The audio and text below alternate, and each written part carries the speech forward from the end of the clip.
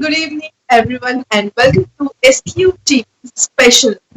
So, as we all know, that SQTV is connecting a very special discussions on this COVID and lockdown and all. So, today, our topic is Indian economy growth and impact on MSME after pandemic. So, you all know about how the Indian economy is going down day by day due to this lockdown, and now central government has taken a special step that is in green zones. They have given some special permission, and what will be these permissions and how it will be, and all we'll discuss in this live. And we have today with us Aparna Raman Garu, financial analyst, former banker, and now she's practicing law. Good evening, Aparna Garu.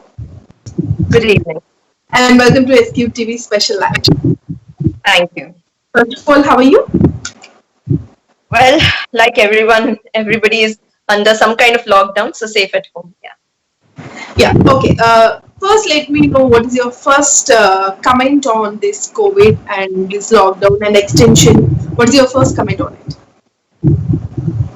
So we've had these discussions before, and so as far as the lockdown is concerned, I think whatever notifications and the decisions made by both the central and the state government, both regarding the continuation, the extension of lockdown, and also the easing of lockdown, is there. As they said, they took a call on 3rd May, and now they have decided to categorize districts based on the number and the probability of increase of the cases of the spread, and therefore labeling that as red, orange, or green, depending on the risk of the spread and also the economic implication that they have taken. There is a list that is out there on the government websites, and so that's one. And secondly, I think now at this stage,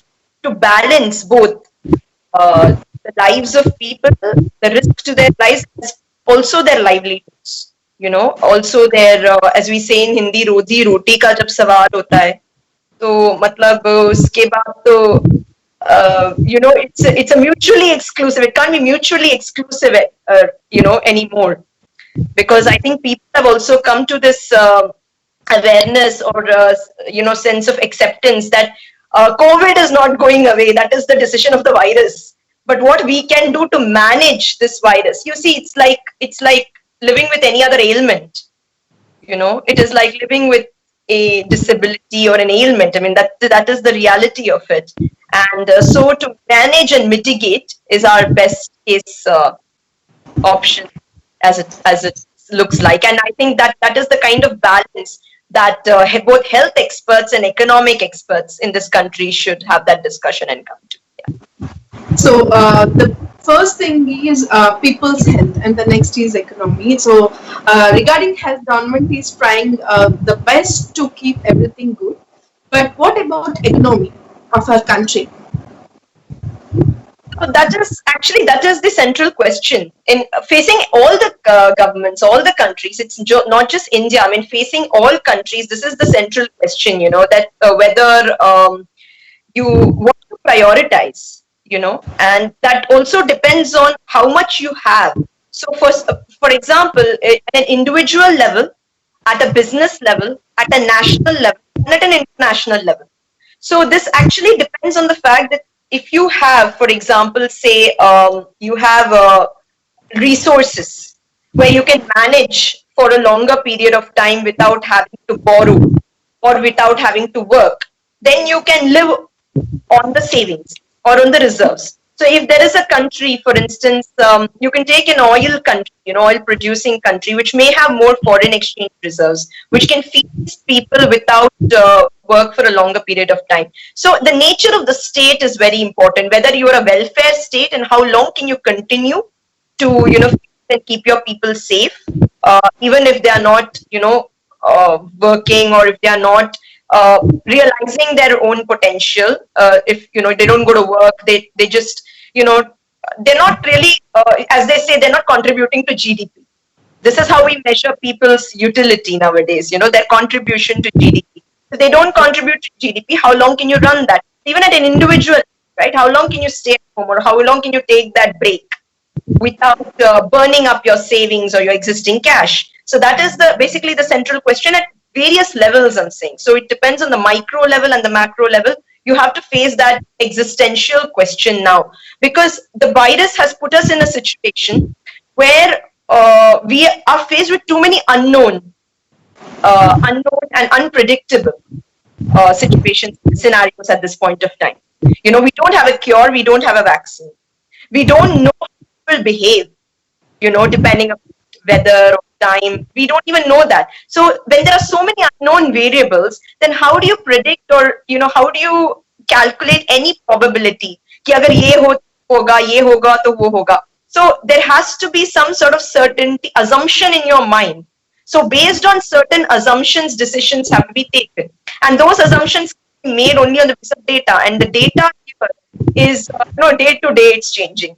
So it's really, like I've said this before, it's like real time pilot flying into stormy weather without knowing how long it will last, or how long the plane's fuel will last. So what do? You have to know something, you have to make an assumption about something. Yes, Abhinandan, as a former banker, you know many things about financial institutions, how they work during this tough situations and all. So, what is the present situation of financial institutions at present and after this pandemic? After is a situation which we have to really look at the situation post the virus, or if we live along with the virus, then if you're managing the virus, then that is a question for later. Your first question is the financial, so let us understand the financial system. At the heart of the financial system is the central bank, which is the Reserve Bank of India. Now, even assuming hypothetically that all the financial institutions and banks, including banks, run out of money in this country, the last resort, the last remaining bank, RBI actually stands for RBI, Remaining Bank of India. So it is the last bank, because it is also called the last lender, the banks resort to. So, अगर सब चोरी खाली हो गई, सबकी bankruptcy भी हो गई, Reserve Bank के पास है reserves, because they can act as the forex reserves. As I said, that is the savings of a country. The national savings are foreign exchange. Secondly, they can also print money. Whatever the consequences, there are consequences to printing money in terms of inflation and currency valuation, etc. But be that as it may, they have these options. So those options are available with the RBI, which is at the heart, the core of the banking system, the financial institution. Around the RBI are the central bank, the commercial banks, the scheduled commercial banks, the regional banks, the rural banks, cooperative banks. So you have all types of banks, because you have all types of customers, clients that the banks have, all kinds of people, economic, as I say, stakeholders. So now in this financial system, and then you have non-banking institutions also, which are not banks but which still lend money. So in this scenario, any financial institution, the strength of a financial institution is really its ability to, one, provide its own sustenance, working capital, and also lend money. So banks will be the repository of that savings in a country. So it is the banks which have to have both. You have to have short-term lending also, long-term lending also. Right now, I don't see the banks going very long-term, because we don't know enough about medium or long-term anymore. We don't even know short-term. Actually, it's very hard for the banks also to confidently lend for, say, 2-3 months. In fact, they are deferring payments. They have issued moratoriums on the loans. So the RBI told banks to have a moratorium on the loans, not to seek repayment for 3 months. So in that case, even what the bank, the outstanding, what the bank needs to get from the customer is also waiting. So the banks are not getting the money in, because people are not paying their bills, people are not, there is a certain amount of freeze on the bank's income. So where will the bank get money to lend if the bank is not earning its money, and it has already has to pay interest on deposits, existing deposits, which is a sovereign obligation. Honestly, it is a non-negotiable obligation on part of the bank. This is what the law says. So according to the law, you cannot refuse payment of interest on deposits, and therefore to lend money without earning income from other sources for banks will have a huge asset liability mismatch, in the sense that they will not have anything coming in but you are spending. So it's like for us at an individual level, if we spend now on non-essentials, but having said that, business activity is essential and central to the health of the economy, and therefore I think the government has to give confidence to the bank by it lending. But either the government gives money to the banks to lend, or the government itself lends. If the RBI itself lends and gives a stimulus package, only then can the banks get confidence. Because if the government is not lending or giving money, where will the banks get confidence to lend the money?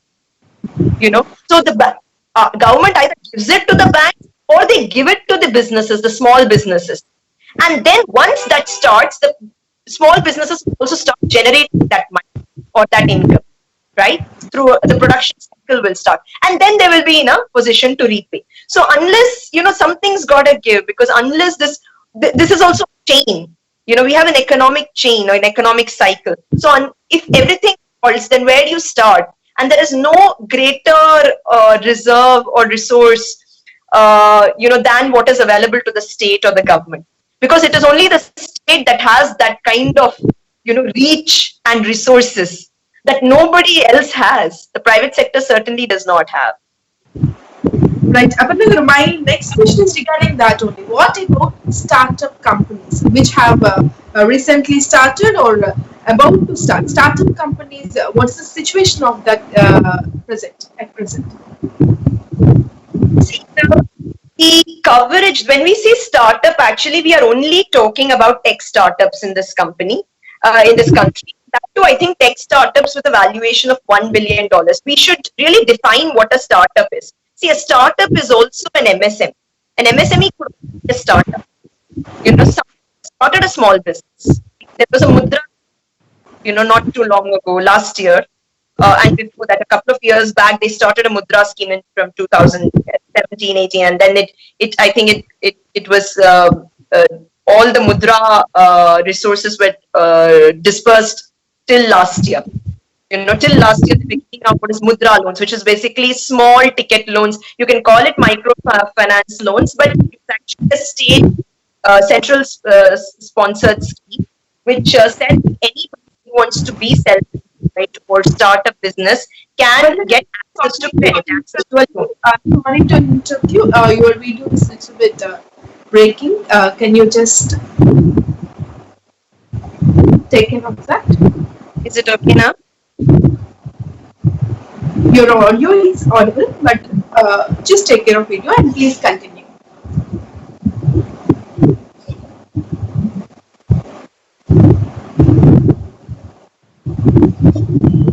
Is it okay now?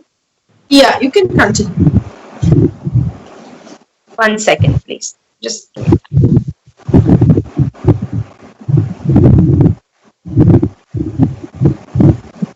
give me 1 second. I just want to make the video.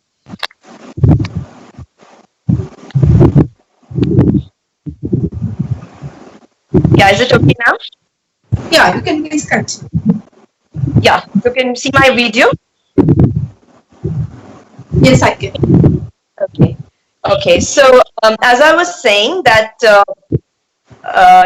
so we need to know what is a startup. So startups could be also startups which have foreign investment, private domestic investment, or even Mudra loan startups. So at various, even MSMEs are startups in that sense. So as far as, let us distinguish between small startups and big startups. Now the big startups, obviously, they have some sort of ability to access investors and maybe continue raising capital if they don't have a very high cash burn rate, or if they have the potential to grow after the lockdown. So that depends on the investor and the kind of business the startup is in. Hello? Hello. Hello. Hello. Yeah, please continue. I think your video is gone. No problem. Am I audible to you? Yes, you're audible to Okay. me. Can continue. Okay, can you see my video? I think there is some technical problem. The issue will be sorted. Can please continue. Okay, so that is one thing, that the startups in the MSME space are vulnerable. That is true. And we also have to understand that over 45 to 50% of businesses in this country are actually MSME. They are small businesses, they are medium businesses. About half, 45 to 50% is actually the official data, which says that of all the businesses in this country, that is how much. And also they employ a lot of people. About 11 crore people are there in the informal sector, and these are all this is labeled and called the informal sector. So the informal sector MSMEs have a major chunk, 11 crores of people employed, about 11 crores, and they also have 45 to 50% of GDP, tied to it. And therefore, it is very important for the RBI as well as for the Ministry of Finance, the government, to infuse some credit into them, some liquidity into them, so that they survive. They can sustain this period of lockdown. Because honestly, the lockdown has to either be over, or it has to be eased for them to do business. Till there is a lockdown and you keep infusing money, they will only spend it. They are not going to generate any income till the lockdown is formally over, because they need labor, they need customers to generate income. Until the lockdown comes to an end, cannot see full-fledged business activity in the MSME sector. So, bearing that in mind, I think there are 2, 3 institutions which the government would have, thought about and discussed with. One being SRDPI, SIDBI, which is the Small Industrial Development Bank of India. So SIDBI has an emergency response cell for this. Also, it has announced a concessional loan for MSMEs at a low interest rate. So these are some of the steps that the government has taken. They've introduced measures. They have delayed GST, for example. So on the tax side also, you cannot pay your taxes till you earn your income, right? You cannot have taxation without income, just like you cannot have taxation without representation. Hello? Yes, yes. Okay. Yeah, so taxation, income is very important for these MSMEs for them to pay their taxes, number one. Secondly, you need to infuse cash and you infuse credit in a situation where they also have showing some sort of activity. Right now, if you give them cash and you have to give them cash, you have to be clear that they will spend it for surviving. Surviving right now is where the government has to help these MSMEs. Once the lockdown is eased or ended, is when they can restart their businesses, and then they can become in an ability, get to a position where they can service that loan or debt and repay that debt.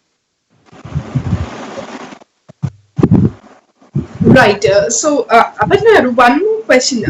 In this India, the another major thing is tourism. So what about tourism? Because number of 2.7 crores of people are depending on this tourism in their daily lives. So how it will be after this pandemic? So tourism is a sector which really there is no doubt that the lockdown has to end for any touristic activity. So there are two things in tourism. One is you expect the tourists to spend money. Travelers and tourists don't have that money to spend now on travel. You see, there are hardly any people in India because outside the metros who have the kind of because right now everybody is trying to conserve cash. So outside the metros also, the extent of travel that people do is either for working in the cities or for going on pilgrimages. So we have to know what is the kind of travel that people do. It is more of urban population that was traveling, and those people now obviously will try to conserve their spending. Travel is for them, for some businesses, travel is essential, but for most businesses, travel is not essential. They have substitutes like working from home, etc. But having said that, tourism is something which is called leisure, traveling for leisure and pleasure. And therefore, tourism right now does not look to me as a very probable, a sector that will open up. But yes, it is a difficult question because there are a lot of people who only depend on tourism. Now, see, in that case, they have to look at alternatives. They will really have to look at alternate activities and not just 100% of tourism, because even the pilgrimage centers, those which are frequented for yatras, which are frequented, even for example, I'll give you an extent that give you an example that there were a lot of yatras which used to happen to Himalayas. Obviously we will see a slowdown there because they have to transit through so many cities. There are so many connected parts, to tourism. You have to stay in a hotel, you have to spend money on transport. So it's very unlikely in this given situation and in this given point of time that people will really spend money on travel and transport, because right now we're looking at what is really needed rather than what do we want. We might want to buy a lot of things, we may want to do a lot of things, but we are trying to prioritize based on our own personal resources and also national resources. Yes, people also came to know what is essential to us, what is important to us, and many things during this pandemic, means during this lockdown, right? Yes, that's right. So, what about the companies which got permission and are in green zones, and the employees, those who are in red zones? Means the green zone companies' employees are living in red zones. So, how they are going to manage technically? See, for the employees who are living in the red zones, movement would be a challenge. See, the companies in the green zones, so this is a catch-22 situation. So this is a very difficult situation because this is what we call a catch-22 situation. On one hand, you may have companies that are opening up, or business factories that are open and ready to, do business.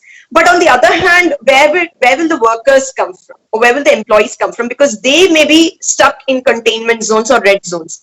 Even if they are not stuck in containment zones or red zones, in orange zones and green zones, we have to really see what is the kind of connectivity that they have. Look, a lot of these people, especially migrant workers, have gone back to their villages, have gone back to their hometowns. So to again come back to the city, there will be a lag time. You can't really, it can't be a sudden. Hello. Yeah, I can hear you. Yeah, I think I've lost the. Yeah. Okay. Yeah, I think the audio is fine. So they also have a lag time. They are not going to come back immediately. They are not going to come back immediately. There will be some lag time during which the businesses have to either go without workers or face a shortage of labor, or the labor will have to face a shortage of income and work. So that match, yes, I do. It's a difficult position to be in.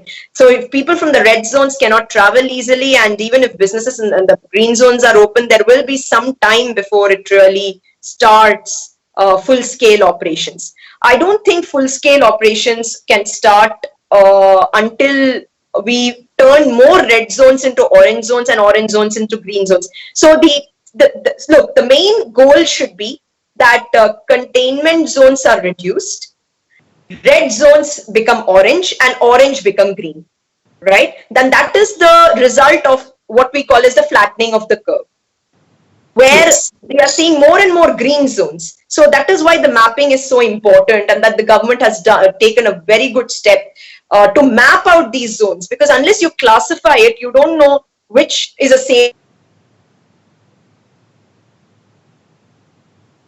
Hello, Abarna Garu.